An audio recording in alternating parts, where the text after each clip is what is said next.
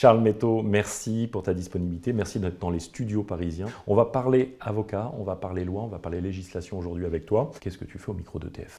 Je viens aujourd'hui pour vous parler du lancement de mon propre cabinet d'avocat, cabinet qui sera dédié au réseau de distribution, en particulier de franchise. Ok, donc tu es un jeune entrepreneur? Exactement. C'est quoi ton expérience d'avocat déjà? Je suis avocat depuis 2012, j'ai exercé dans divers cabinets de la place parisienne, dans des équipes dédiées au droit de la distribution et au droit de la concurrence. Et toi, t'en as ras-le-bol, t'as pris la décision de devenir entrepreneur et d'être, comment on appelle ça, ta position? Ça va être Je suis avocat, toujours, ça ne change pas, c'est juste que je deviens fondateur d'un cabinet, oui. D'accord, ok. Si on parle aujourd'hui de la franchise, il y a quand même déjà un certain nombre d'avocats sur le marché. Comment toi, tu vas faire la différence? Comment tu vois le sujet? La concurrence existe, elle est très bien installée. Et donc, l'idée, c'est pas tant de vouloir dupliquer des modèles existants, le tout étant d'avoir un bon positionnement. Il faut adopter ces codes de l'entrepreneuriat qu'on n'apprend pas à l'école d'avocat. Déjà, il faut te dire que la première étape a été de connaître très bien un secteur déterminé, qui était celui justement des hospitalités, en ce compris de la restauration. Et donc, pour pouvoir calibrer une offre de service qui soit pertinente, l'idée c'était d'abord d'aller à la rencontre de ces acteurs-là, de développer un réseau qui soit d'abord un réseau humain. Voilà. Et donc, en parlant aux gens, les gens t'expriment des besoins. Et ça m'a permis d'avoir une idée de l'endroit où je voulais aller avec les services que moi je pouvais fournir. De telle sorte que le client qui sera touché, le prospect qui sera touché par ce service-là va se dire mais bien sûr, ça répond à un besoin. Ça, c'est hyper intéressant de revenir sur le sujet qui est le métier de la franchise, le service que tu vas proposer au restaurateur. On a toujours beaucoup d'appréhension à appeler l'avocat parce qu'il y a une vraie expertise, mais aussi un vrai coût. Comment toi tu vas aborder ce sujet? Est-ce que tu vas partir du principe de te dire la concurrence est installée à tel prix, je vais faire moins 20%? Ou est-ce que tu es vraiment dans ton démarche de ce que tu es en train de nous dire depuis tout à l'heure? Je rencontre les bons candidats, je m'installe avec mon expertise et mon cabinet va se lancer par notoriété ou réputation. Oui, c'est ta deuxième proposition qui est la bonne. Okay. Parce que je ne pense pas que casser le prix de la prestation en soi soit la bonne approche. C'est justement de bien identifier le besoin et les bonnes personnes dans le contexte des besoins qu'ils vont avoir durant la vie de la franchise pour être là à ce moment-là et avoir un service qui est au prix adéquat dans le cadre des opérations qu'ils vont vouloir faire. Charles, un sujet important, le cabinet Charles Métaux Avocat, quels sont les services que tu vas proposer à ceux qui nous écoutent et qui s'intéressent et qui ont des besoins fondamentaux et importants de faire appel à un avocat? Aujourd'hui, Jérémy, j'accompagne les franchisés dans la structuration et l'optimisation de leur contrat de franchise avec les franchiseurs pour leur permettre d'assurer leur rentabilité et également de tirer le meilleur parti de la coopération qui s'installe avec les franchiseurs. Tu te positionnes en tant qu'avocat du franchisé. Avocat des franchisés, tout à fait. Le franchisé est un commerçant indépendant. Et c'est un commerçant indépendant qui, aujourd'hui, a un niveau de conseil qui n'est pas forcément à la hauteur en termes de professionnalisme et en termes de structuration de celui qui est celui du franchiseur. Tu as vraiment besoin de l'alerter, d'être en support sur des engagements qui vont de 7, 10 ans, contrat de franchise. Exactement. Dans notre milieu, c'est très souvent ça. Je rappelle que les franchisés, c'est les personnes qui prennent une enseigne, qui vont exploiter en tant que commerçant une enseigne avec un établissement et potentiellement en prendre plusieurs parce qu'il y a ce paramètre-là.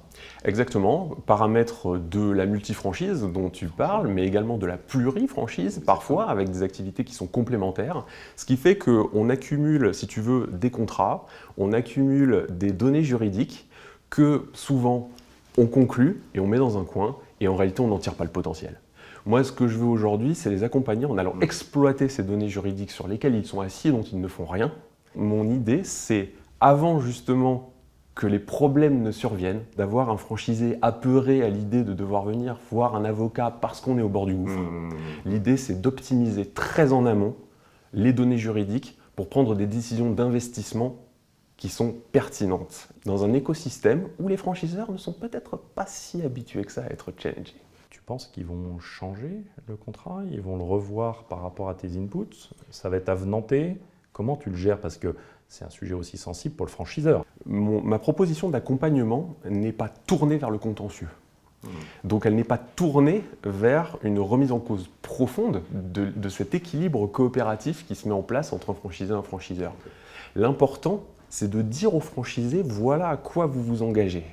Et dans cette relation que vous allez avoir avec le franchiseur, qui souvent au début est très jolie, avec un franchiseur qui est tout à l'écoute et très dans l'assistance, ça peut se dégrader avec le temps. Et c'est là où il faut que le franchisé sache ce qu'il y a dans son contrat, ce à quoi il a droit, ce à quoi il s'est engagé. Ok, j'ai compris les services apportés aux franchisés, mais typiquement dans nos métiers, on a aussi tout ce qui est donc les analyses de tout ce qui est le DIP. Bien sûr. Donc le DIP, c'est le document d'information précontractuelle, avec un délai de 21 jours avant de signer quoi que ce soit, tu confirmes? Tout à fait. On est bien d'accord. Tout à fait. Le contrat de réservation de zone, tout ça, tu vas t'assurer que tout ça est bien en règle et bien cadré du côté franchiseur. Si on est en présence effectivement d'un franchisé qui se lance, c'est un sujet important à regarder et on peut l'accompagner sur cet élément-là puisqu'il est clé.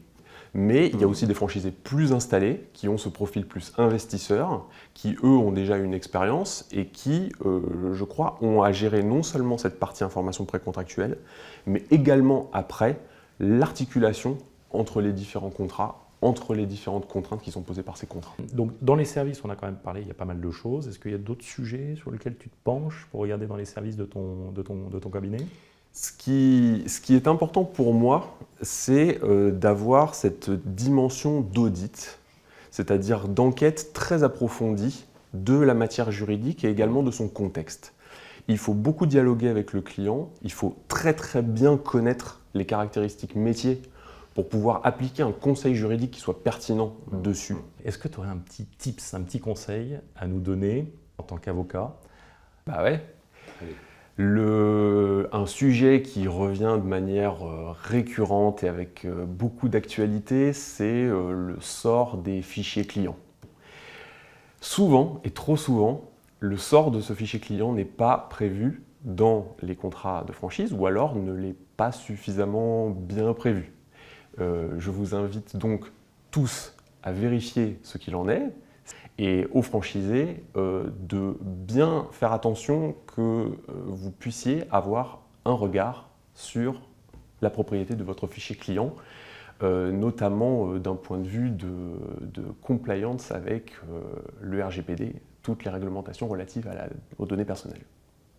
Merci, tu m'envoies pas la facture là, pour le petit tips. Hein.